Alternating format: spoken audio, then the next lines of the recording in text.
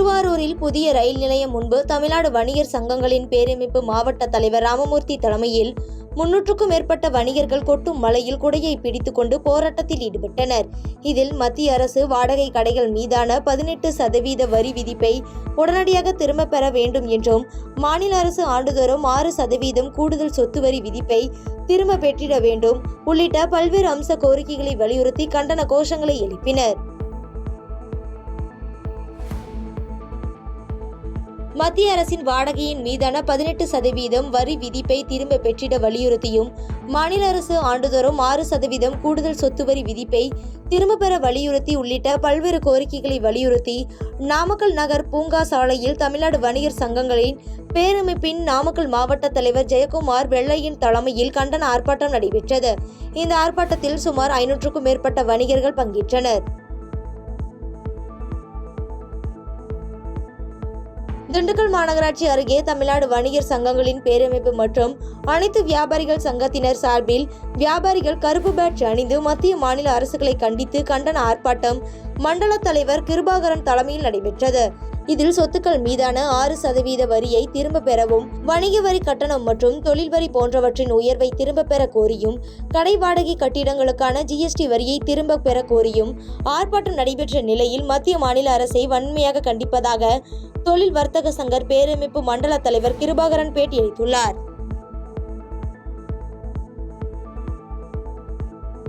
விழுப்புரம் மாவட்டம் செஞ்சி அருகே புதுப்பேட்டையில் வெள்ள நிவாரண நிதி வழங்காத திமுக அரசை கண்டித்து கொட்டும் மழையில் 100க்கும் மேற்பட்ட பொதுமக்கள் சாலை மறியல் போராட்டத்தில் ஈடுபட்டதால் பரபரப்பு ஏற்பட்டது. மேலும் அப்பகுதியில் குடிநீர் பிரச்சினை பல ஆண்டுகாலமாக இருந்து வருவதாகவும், இதுகுறித்து அதிகாரிகளிடம் பலமுறை புகார் அளித்தும் நடவடிக்கை எடுக்கவில்லை என குற்றம் சாட்டும் அப்பகுதி பொதுமக்கள் மழை பாதிப்பு குறித்து உரிய ஆய்வு செய்து நிதி வழங்க வேண்டும் என்றும், குடிநீர் பிரச்சினை குறித்து அதிகாரிகள் நடவடிக்கை எடுக்க வேண்டும் என அப்பகுதி மக்கள் செய்தியாளர்களிடம் பேட்டியளித்துள்ளனர். கிராமத்தில் இருக்கிறோம்.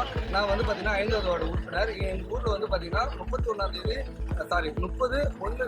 பார்த்தீங்கன்னா அபாய மழை வந்தது. ப்ளஸ் வந்து பார்த்தீங்கன்னா சாத்துக்குடி டேம் எந்த ஒரு முன்னறிவிப்பு இல்லாமல் திறந்து விட்டாங்க இந்த விடியாரத்து திமுக. இதனால வந்து பார்த்தீங்கன்னா எங்களோட ஊரில் வந்து பார்த்தீங்கன்னா ஃபுல்லாகவே தண்ணி உள்ள போட்டுச்சு. இது வரைக்கும் ஒரு அரசு அதிகாரி கூட வந்து எங்கள் ஊரில் வந்து பார்த்தீங்கன்னா யாருமே வந்து பார்க்கல. அதனால எங்கள் ஊருக்கு வந்து பார்த்தீங்கன்னா பயங்கர சேதம். அதே மாதிரி எங்கள் ஊர் ஏரி பார்த்தீங்கன்னா ஃபுல்லாகவே ஒரு சொட்டு தண்ணி இல்லாமல் தரமட்டமாக அடிச்சு உடச்சி போச்சு. ரோடே இல்ல. எங்க ஊர்ல இருந்து இப்ப கனவுப்பா இந்த ஏரியாவுக்கே கிராஸ் பண்ண முடியல. 10 நாள் ஆச்சு. இது வரைக்கும் வந்து ரோடு போறதுக்கு எந்த இல்ல.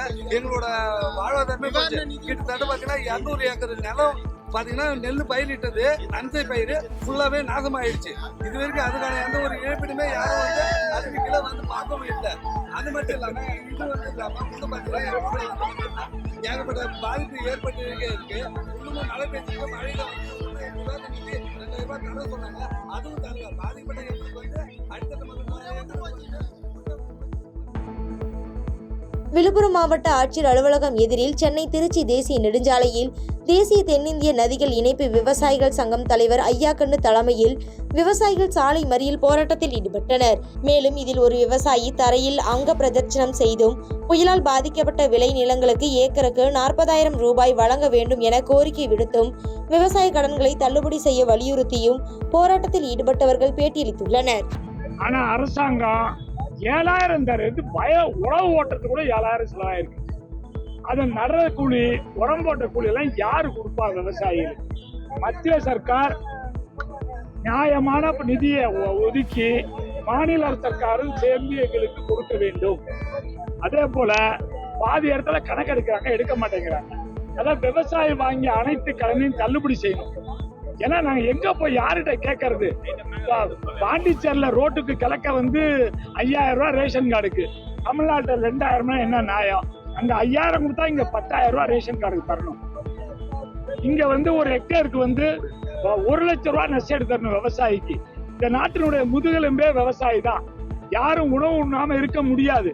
இந்த உணவு உற்பத்தி செய்த இந்த விவசாயிக்கு நான் வந்து 7,000 தரேன், 4,000 தரேன், 2,000 தான் அநியாயம். 10 ஏக்கர் சாடி பண்ணா நான் 2 ஏக்கர் தான் எடுப்பேன், கணக்கு எடுப்பேன். விழுப்புரம் மாவட்டம் புதிய பேருந்து நிலையம் அருகில் மத்திய மாநில அரசினை கண்டித்து கடை அடைப்பு கண்டன ஆர்ப்பாட்டம் விழுப்புரம் மாவட்டம் தமிழ்நாடு வணிகர் சங்கங்களின் பேரமைப்பு மற்றும் விழுப்புரம் சேம்பர் ஆஃப் காமர்ஸ் இணைந்து நடைபெற்றது.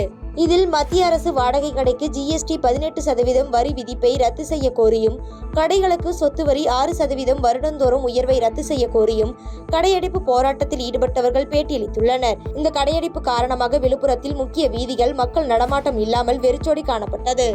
மீது 18% GST வரி உயர்த்தியிருக்கிற மத்திய அரசை கண்டித்தும், சொத்து வரியை ஆண்டுதோறும் 6% உயர்த்தியிருக்கின்ற நகராட்சி, பேரூராட்சி, ஊராட்சிகளை கண்டித்தும் இந்த ஆர்ப்பாட்டமானது நடந்து கொண்டிருக்கிறது.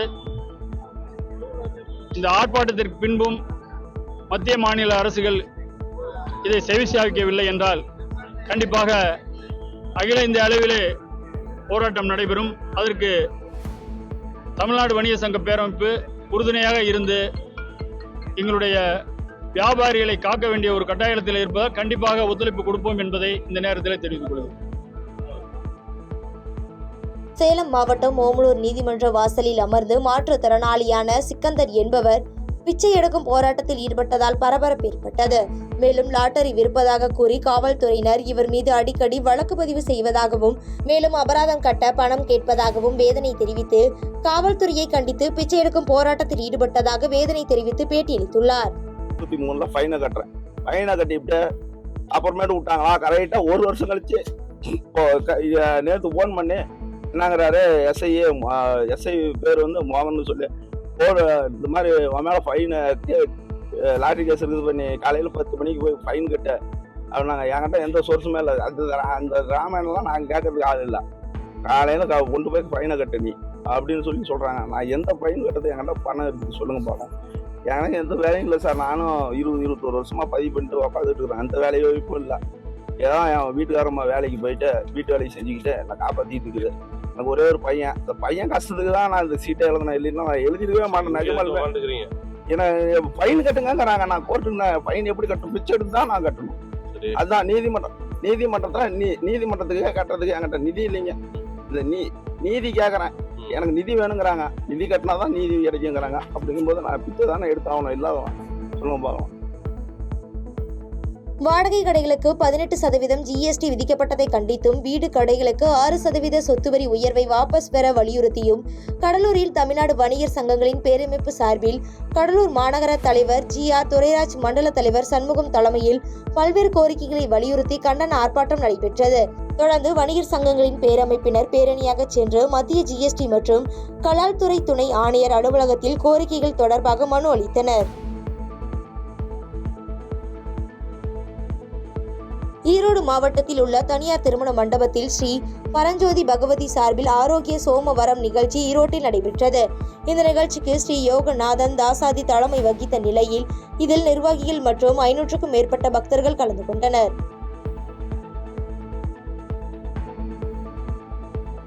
செங்கல்பட்டு பழைய பேருந்து நிலையத்தில் தமிழ்நாடு வணிகர் சங்க பேரமைப்பு சார்பில் ஒருங்கிணைந்த செங்கல்பட்டு மாவட்டத்தைச் சார்ந்த வணிகர்கள் மத்திய மாநில அரசுகளை கண்டித்து கண்டன ஆர்ப்பாட்டத்தில் ஈடுபட்டனர். காஞ்சி மண்டல தலைவர் அமல்ராஜ் தலைமையில் நடைபெற்ற இந்த கண்டன ஆர்ப்பாட்டத்தில் மத்திய அரசு வாடகை மீதான 18% வரி விதிப்பை திரும்ப பெற வேண்டும், ஆன்லைன் வர்த்தகத்தை தடை செய்ய வேண்டும், மாநில அரசு ஆண்டுதோறும் 6% கூடுதல் சொத்து வரியை திரும்ப பெற வேண்டும் உள்ளிட்ட கோரிக்கைகளை முன்வைத்து 300க்கும் மேற்பட்டோர் கோஷங்களை எழுப்பி கண்டன ஆர்ப்பாட்டத்தில் ஈடுபட்டனர்.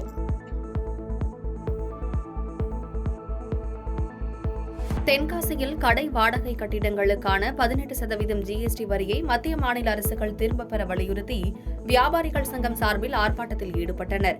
100க்கும் மேற்பட்ட வியாபாரிகள் கண்டன பதாகைகளை கையில் ஏந்தியவாறு முழக்கமிட்டதால் பரபரப்பு நிலவியது. நீலகிரி மாவட்டம் உதகையில் நுகர்வோர் பாதுகாப்பு மற்றும் விழிப்புணர்வு நடைப்பயணத்தை மாவட்ட ஆட்சித்தலைவர் கொடியசைத்து துவக்கி வைத்தார். மாவட்ட ஆட்சியர் அலுவலகத்தில் துவங்கிய இந்த நடைப்பயணத்தில் பள்ளி மற்றும் கல்லூரி மாணவ மாணவிகள் சுமார் 100க்கும் மேற்பட்டோர் கலந்து கொண்டனர். ஃபெஜல் புயலால் பெய்த கனமழை தென்பெண்ணை ஆற்றில் ஏற்பட்ட வெள்ளப்பெருக்கு காரணமாக கடலூரில் 15க்கும் மேற்பட்ட கிராமங்கள் நீரில் மூழ்கின. இதனால் பாதிக்கப்பட்ட மக்களுக்கு பல்வேறு தன்னார்வ அமைப்புகள் நிவாரண உதவிகளை செய்து வரும் நிலையில் கடலூரில் இயங்கி வரும் பிரபல துணிக்கடையான கேவிடெக்ஸ் வீடு வீடாக சென்று அரிசி, எண்ணெய், பருப்பு மற்றும் மளிகைப் பொருட்களை வழங்கினர். காஞ்சிபுரம் மாவட்டம் ஆரப்பாக்கம் ஊராட்சிக்கு உட்பட்ட ஆழ்வார்பேட்டை பகுதியில் வசிக்கும் 15 நபர்களுக்கு PM ஜன்மீன் திட்டத்தின் கீழ் வீடு கட்டும் பணி ஆணை வழங்கும் விழா அப்பகுதி ஊராட்சி மன்ற தலைவர் ராசி மற்றும் ஒன்றிய கவுன்சிலர் பரசுராமன் முன்னிலையில் நடைபெற்றது. இதில் சிறப்பு விருந்தினராக உத்திரமேரூர் சட்டமன்ற உறுப்பினர் சுந்தர் கலந்து கொண்டு 15 நபர்களுக்கு பணியாணை மற்றும் வீடு கட்டும் பணிகளை துவக்கி வைத்தார். தென்கிழக்கு வங்கக்கடல் பகுதியில் நிலவி வந்த காற்றழுத்த தாழ்வு பகுதி தற்பொழுது ஆழ்ந்த காற்றழுத்த தாழ்வு பகுதியாக வலுப்பெற்றுள்ளது.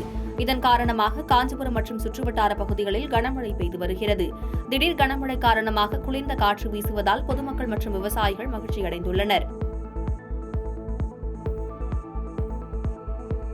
புதுச்சேரி நகர பகுதிகளான கடற்கரை சாலை, உப்பளம், காமராஜர் நகர், லாஸ்பேட்டை, முதலியார்பேட்டை உள்ளிட்ட பகுதிகளில் சுமார் 3 மணி நேரத்துக்கு மேலாக மிதமான மழை விட்டுவிட்டு பெய்து வருவதால் குளிர்ச்சியான சூழல் நிலவுகிறது. தென்கிழக்கு வங்கக்கடல் பகுதிகளில் நிலவுகின்ற காற்றழுத்த தாழ்வு பகுதி காரணமாக தமிழகம் மற்றும் புதுச்சேரி கடலோர பகுதிகளில் சூறாவளி காற்று மணிக்கு 35 முதல் 45 கிலோமீட்டர் வேகத்திலும் இடையிடையே 55 கிலோமீட்டர் வேகத்திலும் வீசக்கூடும் என்பதால் புதுச்சேரி பகுதி மீனவர்கள் ஆழ்கடல் பகுதிகளில் மீன்பிடிக்க செல்ல வேண்டாம் என உத்தரவு பிறப்பிக்கப்பட்டுள்ளது.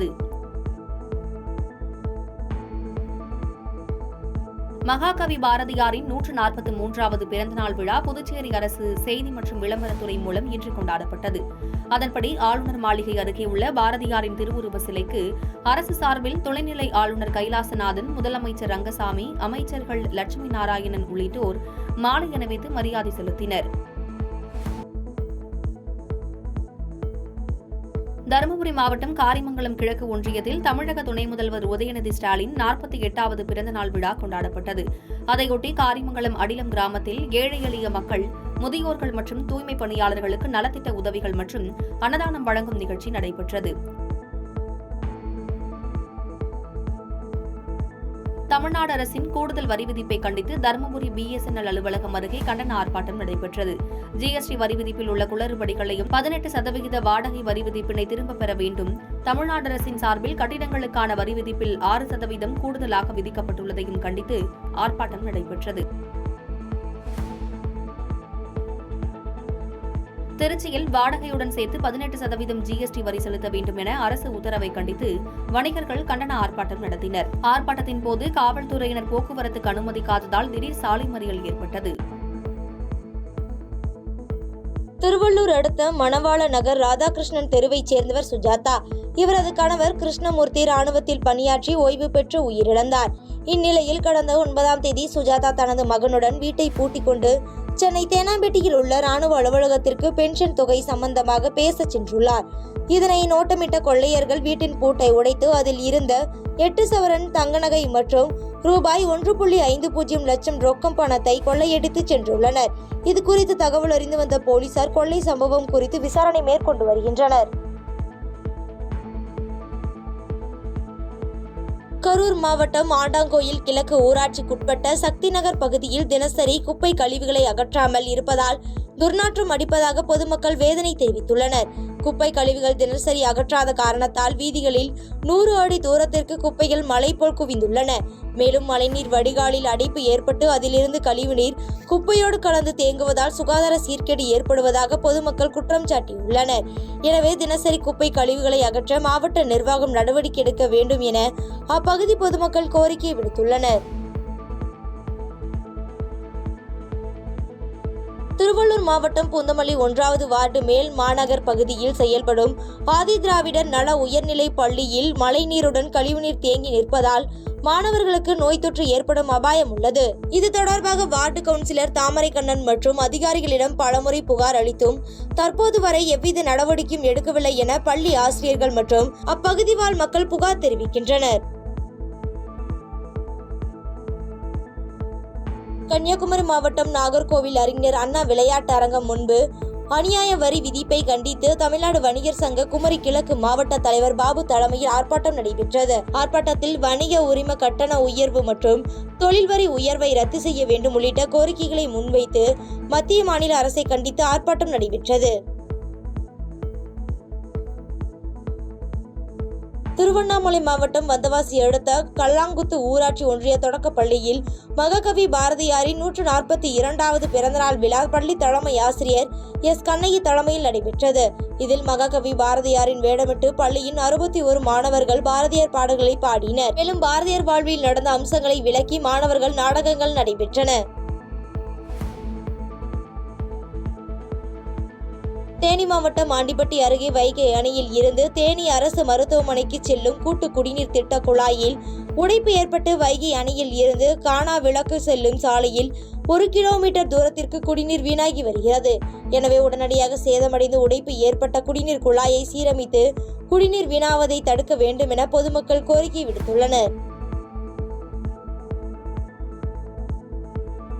தேனி மாவட்டம் ஆண்டிப்பட்டி அருகே உள்ள மரவப்பட்டி கிராமத்தில் 30 ஆண்டுகள் பழமையான ஊராட்சி ஒன்றிய நடுநிலைப்பள்ளி செயல்பட்டு வருகிறது. இந்நிலையில் நேற்றிரவு எதிர்பாராத விதமாக பள்ளி கட்டிடத்தின் மேற்கூரை திடீரென பெயர்ந்து விழுந்தது. இரவிலேயே பள்ளி மேற்கூரை பெயர்ந்து விழுந்ததால் நல்வாய்ப்பாக அசம்பாவிதம் தவிர்க்கப்பட்டது. இதையடுத்து கல்வித்துறை அதிகாரிகளுக்கு தகவல் தெரிவிக்கப்பட்டதை அடுத்து மேற்கூரை சீரமைக்க ஏற்பாடுகள் நடைபெற்று வருகிறது. பாதகம் செய்பவரை கண்டால் நாம் பயங்கொள்ளலாகாது பாப்பா, மோதி மிதித்து விடு பாப்பா, அவர் முகத்தில் உமிழ்ந்து விடு பாப்பா. அண்மை செய்திகளை உடனுக்குடன் தெரிந்து கொள்ள இணைந்திருங்கள் இயம்நாடு தொலைக்காட்சியுடன்.